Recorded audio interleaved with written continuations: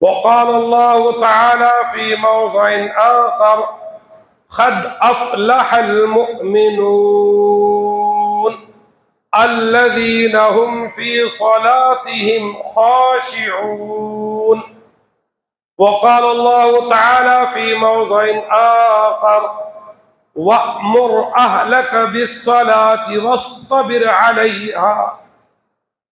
وقال الله تعالى في موضع آخر فخلف من بعدهم خلف أضاعوا الصلاة واتبعوا الشهوات فسوف يلقون غيا. تمام تعریفیں حمد و ثنا اس اللہ رب العالمین کے لیے لائق اور زیبا ہیں، جس رب العالمین نے ہم تمام کو پیدا کیا، وہی خالق کائنات ہے، وہی معبود برحق ہے، ہم تمام اس کے بندے ہیں، ہماری آخری سانس تک اسی رب ذوالجلال کی عبادت اور بندگی کرنے والا بنا ہے۔ درود و سلام ہو تاجدار مدینہ احمد مصطفیٰ جناب محمد الرسول اللہ صلی اللہ علیہ وسلم پر، جن کی لاہری شریعت، بتلایا ہوا طریقہ اس امت کے لیے نمونہ اور آئیڈل ہے۔ اللہ تبارک و تعالی ہم تمام کو نبی علیہ السلام کی تعلیمات پر عمل کرنے والا بنائے اور آپ کی تعلیمات کی خلاف ورزی کرنے سے ساری امت محمدیہ کی حفاظت و نگرانی فرمائے۔ پھر اللہ تبارک و تعالی ان تمام کی قبروں کو نور سے پر نور عطا فرمائے جنہوں نے ایمان کے خاطر، توحید کے خاطر، دین کے خاطر، اسلام کے خاطر اپنی جانوں کو، مالوں کو قربان کر دیا۔ اللہ تعالیٰ ان کی قبروں کو تا حد نگاہ وسعتوں میں تبدیل فرمائے۔ پھر اس پرآشوب دور کے اندر جو اللہ کے بندے، جو اللہ کی بندیاں، جو نوجوان، جو بزرگان اسلامی قلعے، مدارس کی، اسلامی مراکز، مساجد کی حفاظت و نگرانی کر رہے ہیں، اللہ تعالیٰ ان کے پیروں میں ثابت قدمی نصیب عطا فرمائے۔ اللہ تعالیٰ ان کے خدمات جلیلہ کو قبول فرمائے۔ اللہ تبارک و تعالیٰ ان کی دنیا اور آخرت کو سنوار دے۔ محترم ذمہ داران مسجد، ملت اسلامیہ کے نوجوان بھائیوں، پردہ نشین ماں اور بہنوں اور عزیز بچوں، جیسا کہ خطبہ مسنونہ کے بعد میں نے آپ کے روبرو قرآن پاک کی مختلف آیات کریمہ تلاوت کی۔ ان آیات کو سامنے رکھ کر ذمہ داران مساجد نے جو موضوع عطا کیا ہے وہ نماز کی اہمیت، نماز کی فضیلت اور نماز کے انکار یا نماز کے ترک کرنے پر وعید کیا ہے، میں انشاءاللہ آپ کے سامنے قرآن اور حدیث کے ذریعے سے پیش کرنے کی کوشش کروں گا۔ اللہ تعالیٰ مجھے حق بتانے، اس پر خود مجھے عمل کرنے اور آپ تمام کو حق سن کر اس کے مطابق اپنی دنیا اور آخرت کو سنوارنے والا بنائے۔ محترم سامعین، ہم اور آپ جانتے ہیں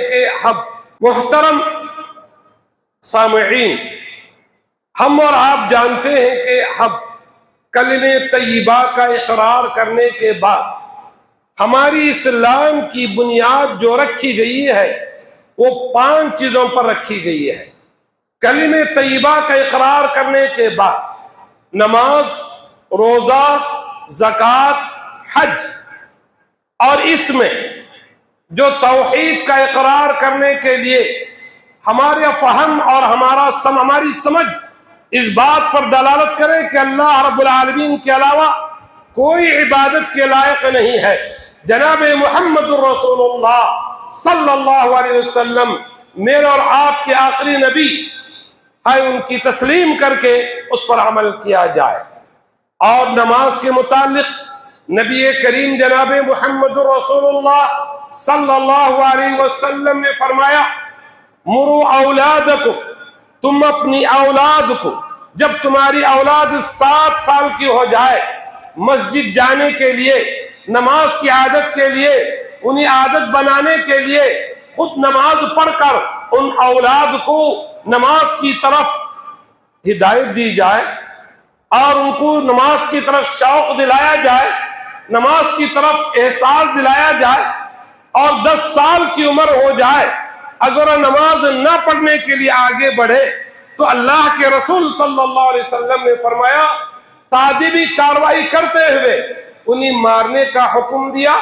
ایسا نہیں کہ ظالموں کی طرح مارے، حیوانوں کی طرح مارے، بلکہ ادب کے طور پر، انہیں احساس کے طور پر، اور انہیں نماز کے چھوڑنے پر، نماز کے ترک کرنے پر، نماز کو نہ آنے پر انہیں تعذیبی کارروائی کرنے کا نبی کریم جناب محمد رسول اللہ صلی اللہ علیہ وسلم نے اس کا حکم دیا ہے۔ اب آئیے، جب انسان بالغ ہو جاتا ہے، بلوغت کو پہنچ جاتا ہے، چاہے مرد ہو چاہے عورت ہو، یہ عادت کے بعد اللہ کے رسول جناب محمد رسول اللہ صلی اللہ علیہ وسلم نے مجھے اور آپ کو کیا فرمایا؟ جو 5 وقتہ نمازیں جو فرض قرار دی گئی ہیں اور اس کا تارک، اس کا چھوڑنے والا، اس کا انکار کرنے والا، اس کا نہ ادا کرنے والا اور اس کی محافظت نہ کرنے والا، اللہ کے رسول کی تعلیم کے مطابق آپ سن لیجئے، ماشاءاللہ ہماری مساجد میں نماز کے متعلق، نماز کی اہمیت کے متعلق، فضیلت کے متعلق ہر چھوٹے سے چھوٹا جانتا ہے، لیکن عمل میں کوتا ہے، عمل کے اندر ہم لوگ غافل ہیں، عمل کے اندر ہماری سستی ہے، عمل کے اندر ہماری کاہلی ہے، ہمارے عمل کے اندر ان معاملات کے اندر علم تو زیادہ ہے لیکن عمل میں ہم کورے ہیں۔ اللہ مجھے اور آپ کو ہدایت دے۔ نبی علیہ السلام کی حدیث کو آپ دوبارہ آج اس جمعہ کے خطبے میں اور اس ساتھ میں سن لیں، نبی کا فرمان کیا ہے؟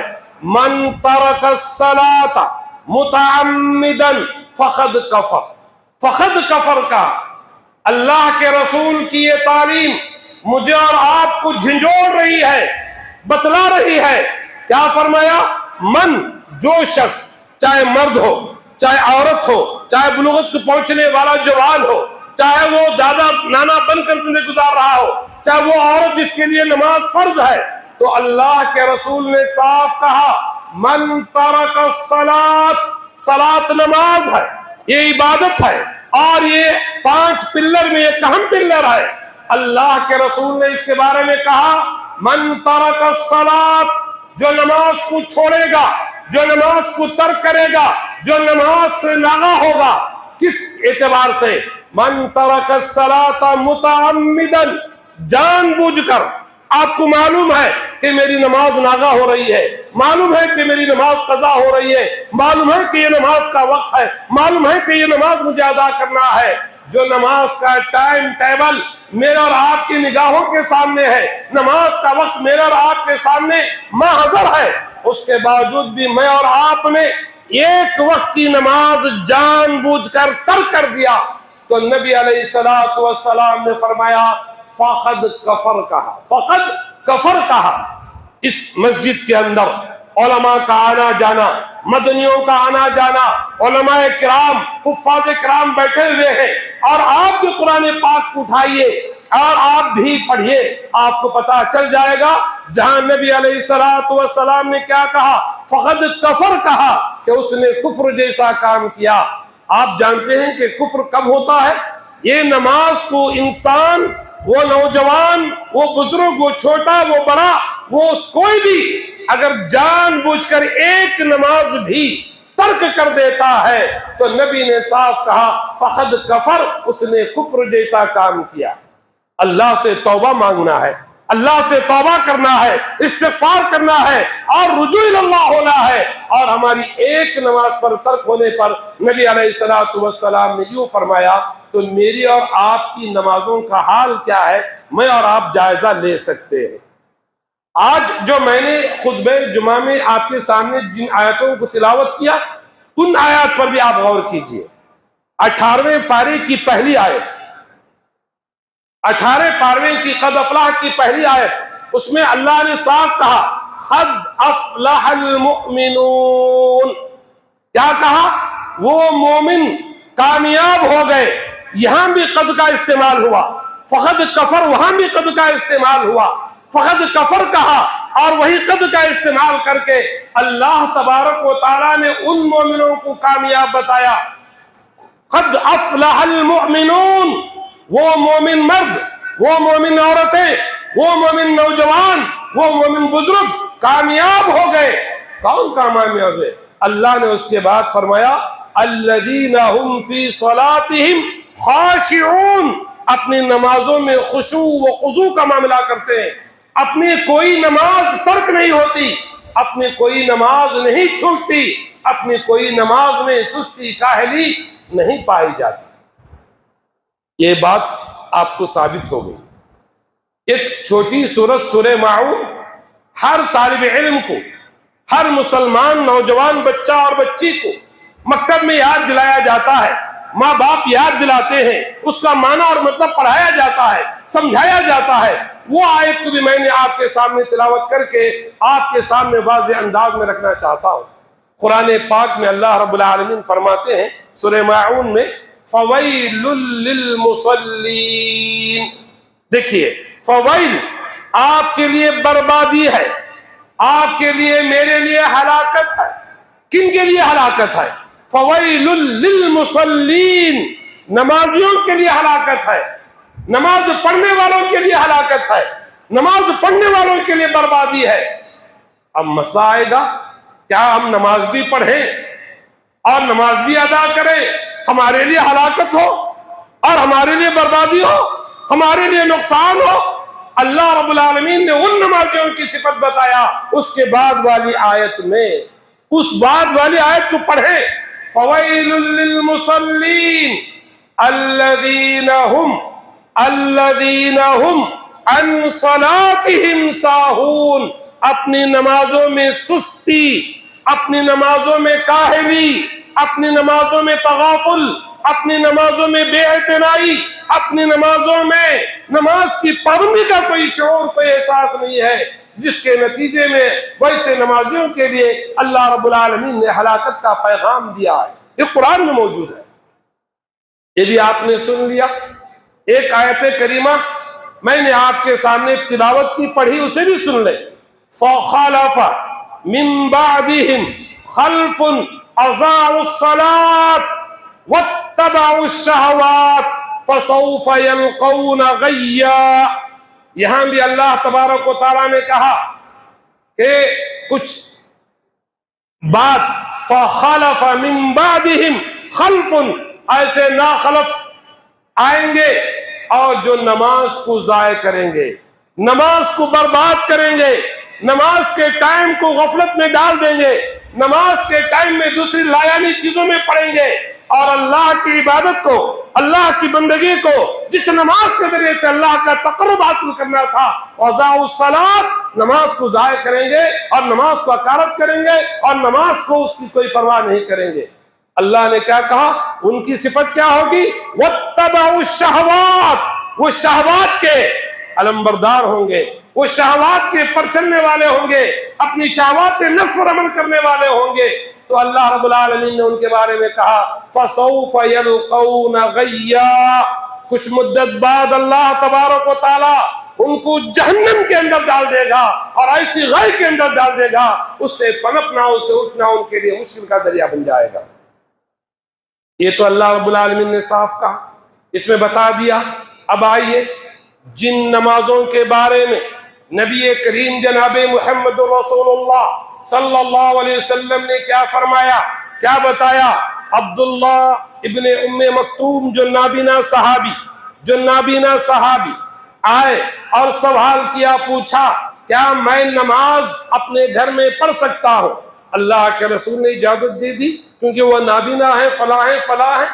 اور پھر وہی کے ذریعے معلوم ہوا اجازت نہیں ہے. بلایا گیا، پوچھا ان سے کیا تم اذان کی آواز سنتے ہو؟ انہوں نے کہا کہ میں اذان کی آواز سنتا ہوں. تو نبی علیہ السلام نے کہا جو بھی اذان کی آواز سنتا ہے اس کو اذان کا جواب دینا ہے، اور جواب صحیح جواب اللہ کے گھر میں آ کر فرض نمازوں کی پابندی کرنا ہے، اور اذان سننے کے باوجود، صحت کے باوجود، تندرستی کے باوجود اور اذان سننے کے باوجود آپ کو کوئی عذر لائق نہیں ہے، آپ اپنے گھر میں نماز نہیں پڑھ سکتے، آپ اپنے گھر میں نماز ادا نہیں کر سکتے۔ نفل ہے، سنتیں ہیں، دوسری نمازیں آپ ادا کر سکتے ہیں، لیکن فرض نماز اللہ کے گھر میں آ کر پڑھنا ہر بالغ مرد کے لیے لازم قرار دے دیا گیا ہے۔ اس سے بھی پتہ چلا۔ پھر آئیے نبی کریم صلی اللہ علیہ وسلم نے کیا فرمایا؟ میرا دل چاہتا ہے کہ جو لوگ نمازوں کو چھوڑ کر اپنے گھروں میں رہتے ہیں اور وہاں بچوں کا، عورتوں کا خیال کرتے ہوئے مجھے امن اور سکون پانا ہے، ورنہ کسی کو امامت کی اجازت دے دی جائے، اقامت کہی جائے اور میں ان کے گھروں کو جاؤں اور ان کے گھروں کو آگ سے بھر دو اور آگ جلا دو تاکہ وہ گھر اس کے لائق نہیں ہے۔ یہ اللہ کے رسول جناب محمد رسول اللہ صلی اللہ علیہ وسلم کا یہ فکر کرنا، یہ سوچنا کس بات پر دلالت کرتی ہے؟ ہمارے کتنے مکان ایسے ہیں، ہمارے کتنے ایسے گھر ہیں، کتنے ایسے نوجوان ہیں، کتنے ایسے بھائی ہیں جو اپنی نمازوں کو ضائع کر کر، اور جبکہ ندا دی جاتی ہے، آواز دی جاتی ہے، پیغام دیا جاتا ہے، صلات کی آواز پہنچتی ہے، اس کے باوجود بھی جو حاضر ہوتے ہیں وہ کامیاب مرد ہیں، کامیاب اشخاص ہیں، وہ کامیاب مومن ہیں، اور جو نہیں آتے وہ کتنے وعید کے مستحق ہیں۔ آپ اندازہ لگاؤ، کیا ہم اور آپ نہیں جانتے کہ نبی کریم جناب محمد رسول اللہ صلی اللہ علیہ وسلم نے اپنی زندگی کے اندر، اپنی حیات کے اندر، جبکہ دشمنان اسلام ہمارے لیے اغیار کھڑے ہوئے ہیں حملہ کرنے کے لیے، ہمارے اوپر ٹوٹ پڑنے کے لیے، ایسے وقت میں بھی نبی کریم جناب محمد رسول اللہ صلی اللہ علیہ وسلم نے ترتیب بتائی کہ نماز اس وقت بھی کیسے ادا کیا جائے، صفوں کو باندھا جائے، ایک صف اگر پہلی رکعت ہو جائے، دوسری رکعت دشمنوں کا مقابلہ کرے گی اور وہ دوسری رکعت ادا کرنے کے بعد وہ نماز کو ادا کریں گے۔ ایسے سنگین وقت میں بھی اللہ کے رسول جناب محمد رسول اللہ صلی اللہ علیہ وسلم نے ہمیں نماز کو وقت مقررہ پر ادا کرنے سے رکنے کا اجازت نہیں دی۔ لیکن آج ہماری حالت کیا ہے؟ آج ہماری پوزیشن کیا ہے؟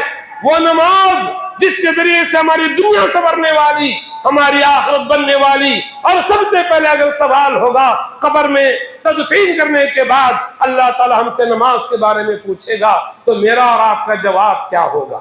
پھر اللہ کے رسول صلی اللہ علیہ وسلم نے یہ بھی بتایا کہ یہ نماز جو میرے لیے اور آپ کے لیے اللہ رب العالمین نے جو فرض قرار دیا ہے، ان نمازوں کے ذریعے سے، ان عبادت کے ذریعے سے اللہ کا قرب پایا جاتا ہے، اللہ رب العالمین کا تقرب پایا جاتا ہے۔ اور نبی کریم جناب محمد رسول اللہ صلی اللہ علیہ وسلم سے صحابہ نے پوچھو مجھ سے تم کیا پوچھنا چاہتے ہو، کیا مانگنا چاہتے ہو، مانگو۔ تو انہوں نے کوئی سوال نہیں کیا، کہا اے اللہ کے رسول صلی اللہ علیہ وسلم، کل قیامت کے روز میں آپ کی مرافقت چاہتا ہوں، میں آپ کی مرافقت چاہتا ہوں، میں آپ کے ساتھ رہنا چاہتا ہوں۔ تو نبی علیہ الصلوۃ والسلام نے اس صحابی سے کہا تم کثرت سجود کے ذریعے سے میری معاونت کرو، میری مدد کرو، اور تم کثرت کے ساتھ سجدے کرو، یعنی نمازیں پڑھو، کل اللہ رب العالمین میری مرافقت آپ کے ساتھ دے گا۔ دیکھیے کیا سوال تھا، کیا جواب تھا، اور میں اور آپ، میری اور آپ کی نمازوں کا حال کیا ہے؟ ابھی رمضان گزرا اور رمضان کے اندر ہماری عادتیں کیسی تھیں، اور رمضان کے بعد پھر دوبارہ ہماری کیا کیفیت گزر رہی ہے؟ کیا ہم رمضانی مسلمان ہیں؟ ہم تو مرنے تک بھی وہ مسلمان بن کر زندگی گزارنا ہے جیسے ہماری پابندی تھی، جیسے ہمارا اہتمام تھا۔ اللہ کے رسول صلی اللہ علیہ وسلم نے انہی نمازوں کے بارے میں یہ بھی فرمایا کہ دیکھو جب نماز جو بھی اللہ کا بندہ اور اللہ کی بندی ادا کرتی ہیں تو وہ ان سے کوئی چیز کا مطالبہ نہیں کیا جاتا، وہ خالی ہاتھ آتے ہیں، لیکن نعمتوں سے، رحمتوں سے، برکتوں سے اعمال کو اپنے دامن میں لوٹ کر جانے والے بن جاتے ہیں۔ قرآن میں وہ بھی آیت میں نے آپ کے سامنے تلاوت کی، اللہ نے صاف کہا وَأْمُرْ، آپ حکم دیجئے، وَأْمُرْ أَهْلَكَ، اپنے گھر والوں کو، اپنی بیوی بچوں کو اور اپنے جوان بچیوں کو، اپنے جوان بچوں کو، اور گھر میں نرم گرم بستر پر سلا کرانے کا نام نہیں ہے، بلکہ جیسے ہی اذان دی جاتی ہے آپ ان کو نرم گرم بستروں سے اٹھائیں اور کہیں کہ اللہ کی عبادت کے لیے چلو، اللہ کی بندگی کے لیے چلو۔ قرآن کہہ رہا ہے کہ وَأْمُرْ، تم حکم دو، اہلک، اپنے گھر والوں کو، وَاصْطَبِرْ عَلَيْهَا، اس پر آنے والی دقتوں پر، مشکلوں پر، مسائل پر تم کو صبر کرتے ہوئے کام کرنا پڑے گا، کیونکہ جب ہی اللہ تعالیٰ اجر عظیم سے مالا مال کرے گا۔ اللہ کہہ رہے ہیں لا نسألک رزقا، ہم تم سے کوئی رزق نہیں سوال کرتے پوچھتے، نحن نرزقک، ہم آپ کو رزق دیتے ہیں، ہم آپ کو روزی دیتے ہیں، ہم آپ کو روزی تقسیم کرتے ہیں، ہم آپ کو روزی کے دروازے کھول دیتے ہیں۔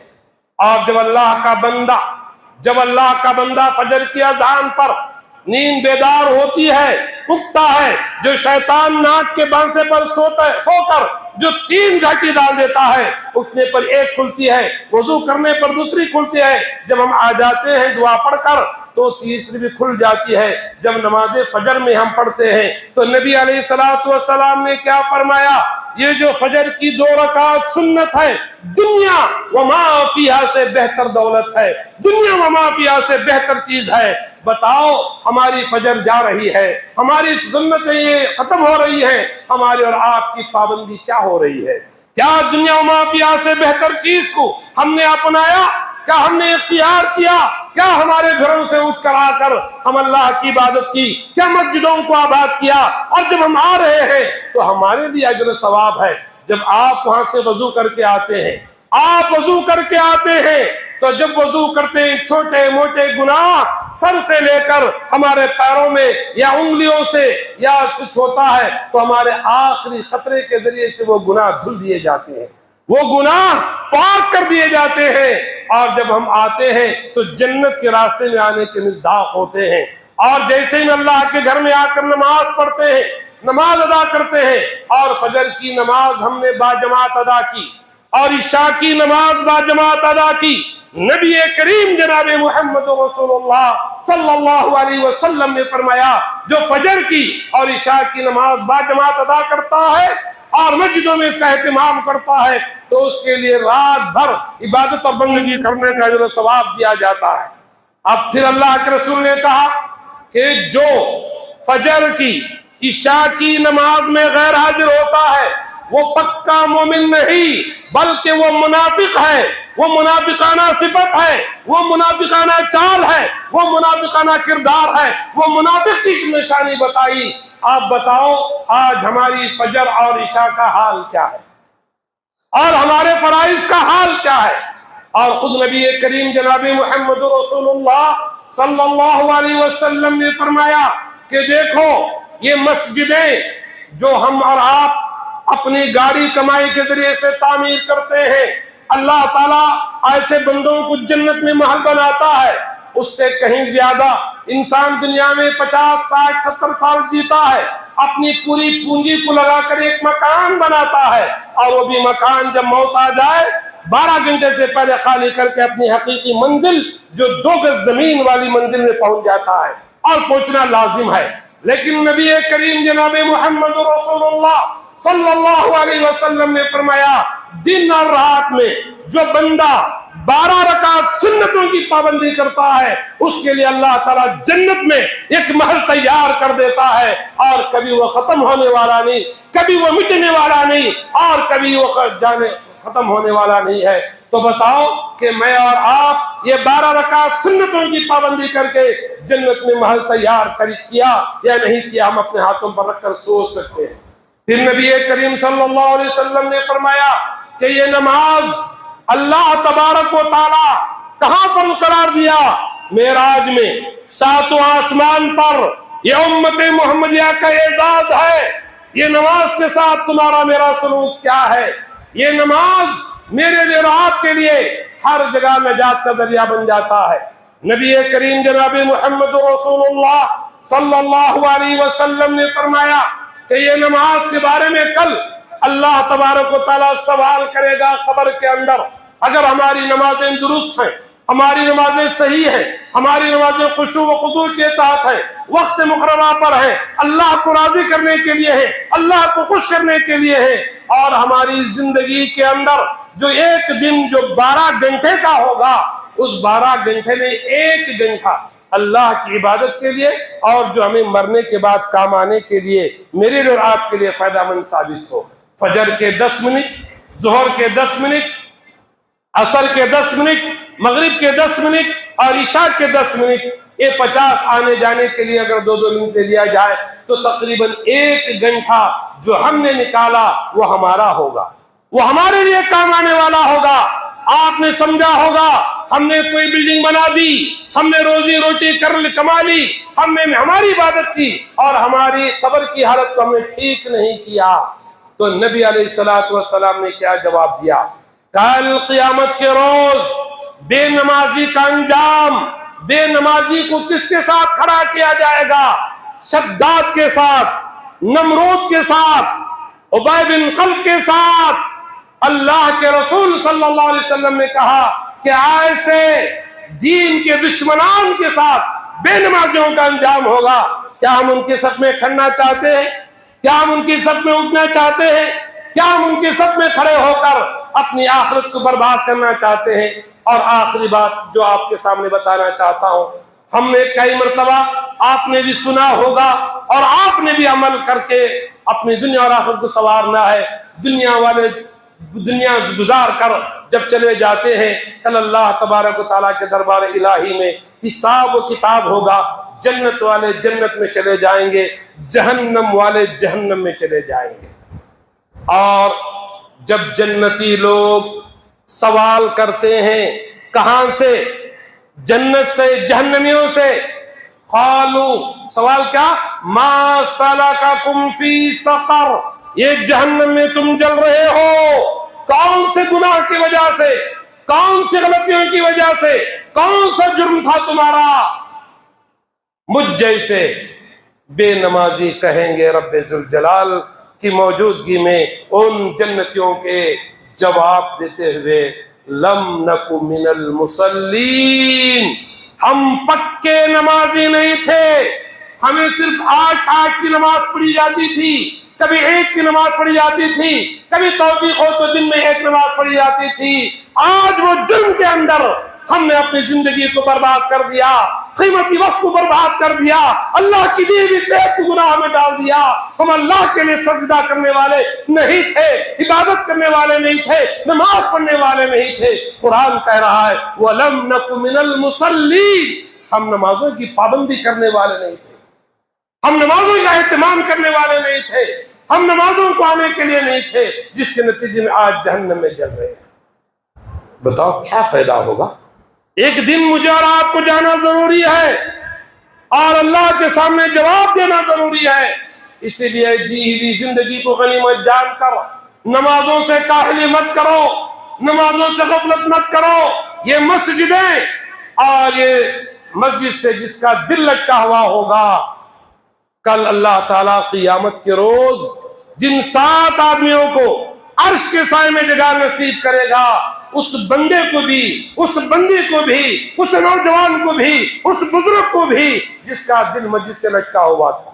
مطلب کیا میں اور آپ کا دل لٹکا دے فین کی طرح؟ کیا لٹکا دے جھومر کی طرح؟ نہیں، بلکہ فکر ہونا ہے اب جمعہ کی نماز ہم پڑھ کر گئے، عصر کی نماز کا وقت کب ہوگا، ہم اللہ کے گھر کب آئیں، اور عصر پڑھ کر گئے مغرب کا وقت کب ہوگا، ہم اللہ کے گھر کو آئیں، عشاء کے لیے کب آئیں۔ یہ فکر میرے اور آپ کے دل میں جھنجھوڑنے والی، فکر پیدا کرنے والی ہو کہ ہماری نمازوں کا حال کیا ہے، ہماری عبادتوں کا حال کیا ہے، اور ہماری مسجدوں سے کیا تعلق ہے، اور ہم اللہ کی عبادت کر کے اللہ کو کیسے راضی کرنا ہے۔ اسی لیے میرے نوجوان بھائیوں، میرے بزرگوں اور میری ماں اور بہنوں اور ملت اسلامیہ کے نوجوان بچوں اور بچیوں، ہم ابتدائی سے، شروع ہی سے نمازوں کی پابند بنے۔ یہ نماز کی پابندی میرے لیے اور آپ کے لیے نجات کا ذریعہ بنتا ہے۔ جو انبیاء علیہ الصلوۃ والسلام کی جو دعا ہے، رب اجعلنی مقیم الصلاۃ ومن ذریتی، اے اللہ تو مجھے بھی نمازی بنا، اے اللہ میری اولاد کو، میری نسل کو بھی تو نمازی بنا۔ اور یہ نمازیں نجات کا ذریعہ ہیں، ہماری مسجدوں کو نماز کے ذریعے سے آباد کرو۔ جب نماز کے ذریعے سے آپ آباد کریں گے تو آپ کی دنیا بھی بنے گی، اب آپ کی آخرت بھی بنے گی، اور آپ کے لیے قبر کے اندر بھی سکون کا، راحت کا ذریعہ بنے گا، اور کل قیامت کے روز بھی جنت کے حقدار بنیں گے۔ اور اللہ رب العالمین نے نمازیوں کے لیے جو فردوس، جنت الفردوس کا حقدار بنایا، وہ حقدار مجھے اور آپ کو بننا ہے۔ اللہ تعالیٰ دنیا میں رہ کر آخرت کی صحیح تیاری کرنے والا بنائے، اور نمازوں کے اندر سستی کاہلی سے اپنے دامن کو بچا کر نمازوں کا اہتمام کرنے والا بنائے۔ اللہ تبارک و تعالیٰ ہم میں جو بیمار ہیں انہیں شفاء کاملہ، صحت عاجلہ عطا فرمائے، اور ہم سے پہلے جو انتقال کر گئے ہیں اللہ تعالیٰ ان کی خبروں کو جنت کی کیاری بنائے، جنت الفردوس میں اعلیٰ مقام نصیب عطا فرمائے، ہمارے مساجد کی، مدارس کی حفاظت فرمائے، اور ہم تمام کو نیک، صالح، متقی، پرہیزگار اور نماز کا پابند بنائے۔ نماز میں ہونے والی سستیوں کو، کاہلیوں کو اللہ تعالیٰ درگزر فرمائے۔ آمین۔ وآخر دعوانا الحمد للہ رب العالمین۔